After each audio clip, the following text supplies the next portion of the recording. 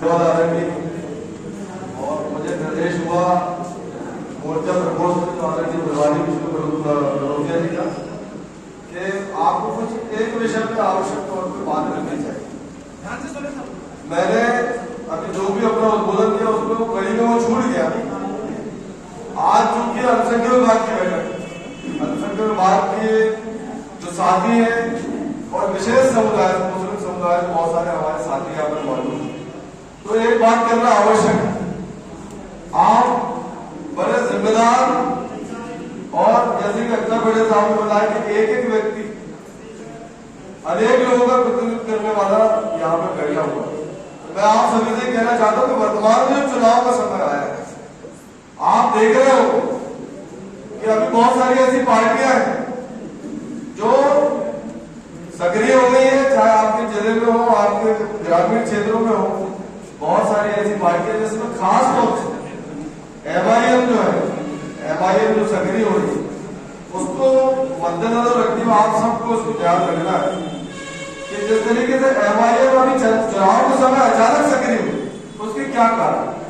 आपको इस बात को गौर करना पड़ेगा कि यदि जनहित के लिए किसी पार्टी को काम करना, जैसे कि आज निरंतर भारतीय जनता पार्टी की सरकार पिछले 10 वर्ष होने जा रहा है केंद्र में है।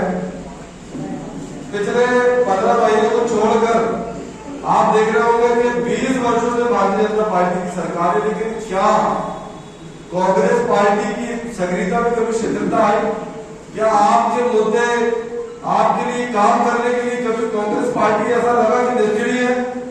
लगातार मैदान में डटे आपके मुद्दों को, महंगाई का मुद्दा हो, बेरोजगारी का मुद्दा हो, किसी की लिंचिंग हो, समाज में कभी किसी के साथ घटना दुर्घटना हो गई तो जात पात न देखते कांग्रेस पार्टी ने लगातार सभी धर्म और सभी समाज के लोगों के लिए लगातार काम मैदान में डटे रहे। आज इतनी भीड़ भी है तो वो इसी कारण से किसी लगातार कांग्रेस पार्टी हर समाज हर तबके के लिए काम करती है। और हमारी कांग्रेस की आइडियोलॉजी भी सभी वर्गों के लिए और सभी समाज के लिए समानता है। लेकिन आप देख रहे होंगे कि अभी कुछ माओ से चंद माओ से, अरे अगर आपको काम करना है, आपको फील्ड में काम करना, चलिए ठीक है, अगर मेरी आइडियोलॉजी को कहीं ना कहीं आप करेक्ट करने की कोशिश करते हैं तो काम हो जाता है ऐसे बड़े बड़े मुद्दों में, जहां अल्पसंख्यक समुदाय के साथ लगातार भारतीय जनता पार्टी की सरकार ने कितना आपके साथ अत्याचार किया आप सब जानते हैं, तरह तरह की घटनाएं, लिंचिंग। लेकिन कहाँ है वो MIM, कहाँ है वो आपकी सुख में खड़ी है? क्या आपके लिए कभी महंगाई को बात कर रही है? क्या आपके जो मुद्दे बेसिक मुद्दे कभी MIM को या आम आदमी पार्टी को या ऐसे तथाकथित छोटे छोटे जो दल है वो कहाँ है? आपके मुद्दे क्यों नहीं उठाए?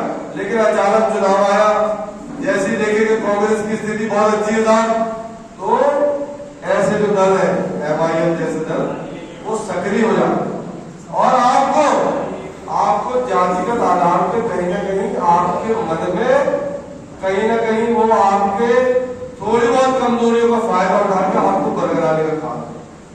वो आपको कहते हैं कि आप सत्ता, जब कांग्रेस की 70 साल सत्ता रही तो आपको कांग्रेस ने क्या दिया? आप परेशान थे, कहीं बोलते आप जमींदार थे, आपकी जमीनें छीन ली गई। अक्सर आप जब काम करने जाते हो लोगों के बीच में तो कोई ना कोई ऐसा व्यक्ति आपको जरूर मिलता है समाज में, किसी भी समाज में, तो आपने जरूर कहा कि भाई कांग्रेस ने हमारे लिए क्या किया, कांग्रेस ने हमको क्या दिया। अरे आप कभी देखिए, गौर भी तो करिए कि आज लोकतंत्र में अगर आपकी हिस्सेदारी है, आपको संविधान में अगर जगह मिली तो किस पार्टी ने दिया? 1947 में जब भारत आजाद हुआ उसके बाद नेहरू जी के नेतृत्व में सरकार बनी, कांग्रेस बनी कि नहीं कांग्रेस की सरकार? और जात के आधार पर, धर्म के आधार पर एक देश का विभाजन हुआ पाकिस्तान में। जब वो देश विभाजित हुआ तो आपको इस देश में रहने की स्वतंत्रता अगर मिली है तो उस सत्ता सरकार के दौरान मिली है। आपको संविधान में, आपको इस लोकतंत्र में अगर सहभागिता मिली है तो कांग्रेस पार्टी की है। आप अगर राशन लेने जा रहे हो राशन की दुकान में तो आपको चावल किसी बहुसंख्यक भाई को जिस रेट में मिल रहा आपको मिल रहा, आपको फर्क है क्या? केरोसिन भी उसी रेट में मिल रहा आपको। वोट डालने की आजादी से लेकर हर चीज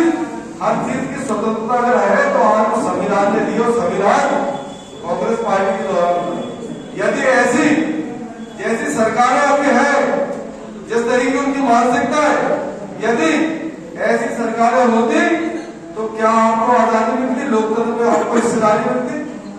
बिल्कुल नहीं मिलती। मैं आपको कहना चाह रहा हूँ, कांग्रेस पार्टी ने आपके हितों का ध्यान रखा है और ये लोग जात पात के आधार पर कहीं ना कहीं गुमराह करके आपको बरगलाने का काम करते हैं। तो एमआईएम जैसी पार्टियां हो, चाहे आम आदमी पार्टी, विशेष तौर से आपको सावधान रहना है। और ये जिम्मेदारी, जैसे आज मेरे को निर्देश हो कि आप सही बोल पाओ, मैं बोल रहा हूँ, तो आज जैसे कि अल्पसंख्यक विभाग का एक कार्यकर्ता जो जिम्मेदार है, वही इस काम को कर सकता है। और आपको अपने क्षेत्र में बात को लेके जाना और उनसे सावधान करना है और हमको भी सावधान करना है कि ऐसे जो विभाजनकारी, आप एक मिनट और बोलूंगा मैं, आपने कभी देखे हो ये जितने भी लोग बैठे कहीं ना कहीं सोशल मीडिया से जुड़े हुए हैं, हम सोशल मीडिया में एक कोई पोस्ट ऐसी आपत्तिजनक कर दे कि वकील साहब बैठे, वकील साहब खड़े, रात में मुकदमे लड़ते हैं, लोगों के ऊपर तुरंत मुकदमा दर्ज हो जाता है, पुलिस पकड़ के ले जाती है।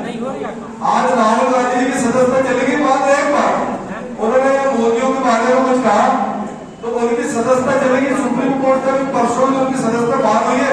इतने बड़े राष्ट्रीय नेता की पता ना कि आज भारत में कांग्रेस पार्टी के सबसे कद्दावर और सबसे बड़े नेता आज हमारे नेतृत्व करता जो है वो राहुल गांधी, उनको तक की परेशानी रहती है एक स्टेटमेंट के लिए।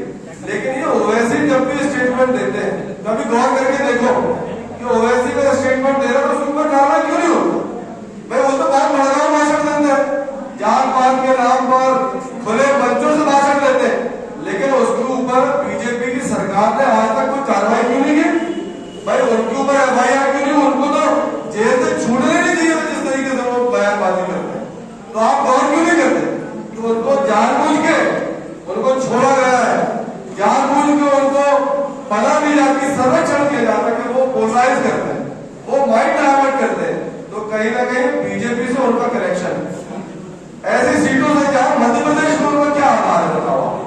बिहार में सरकार नहीं बनी कांग्रेस पार्टी की और आरजेडी की, उसका सबसे बड़ा कारण है एमआईएम। ऐसी बहुत सारी सीटों पर लड़ा जहां मुस्लिम बहुसंख्यक थे, भाई आप बीजेपी की सरकार बन गई वहां पे। महाराष्ट्र में ऐसी बहुत सारी सीटें हैं, बंटी शेल्के जी भी जो नागपुर के जो विधानसभा का चुनाव लड़े थे, एमआईएम ने जितने वोट दिए उससे आधे वोटों से उनकी हार हुई। ऐसी कम से कम 70 सीटें हैं, 70 सीटें महाराष्ट्र में। ये जितने एमआईएम को वोट मिले उससे बहुत कम अंतर से कांग्रेस की हार हुई। नहीं तो कांग्रेस की सरकार महाराष्ट्र में भी बनती और बिहार में भी बनती, और अब मध्य प्रदेश में बनने जा रही है। तो ऐसे में सक्रिय हो गए, करोड़ों रुपए में लेन देन होता है भाई। वो तो नया जाता है कि भाई आप एक काम करो, आप अपना काम करो, वहां पे सिवनी में आप अपना अभियान चालू करो, जबलपुर में अभियान चालू करो, कहाँ मुस्लिम और अल्पसंख्यक ज्यादा है आप मेहनत करो, कैंडिडेट उतारो। वो सीधे सीधे ऐसी जो शक्तियां है बीजेपी जैसी, वो करोड़ों रुपए में लेन देन होता है उनका। 200 करोड़ में बेच दिया मध्य प्रदेश को। भैया आप ये इतनी सीटें दिख रही है, मुस्लिम जो बहुसंख्यक है वहां पे आपको कैंडिडेट उतारना है। ये 100 करोड़ में 100 लोग है, 200 करोड़ में 100 लोग है। तो ये लोग बिकने वाले लोग हैं और ये चाहते हैं कांग्रेस पार्टी का। इसलिए आप सबको सावधान रहना, आप सबकी जवाबदारी कि अपने क्षेत्रों में जाकर, अपने समाज में जाकर आप लोगों को सावधान करें।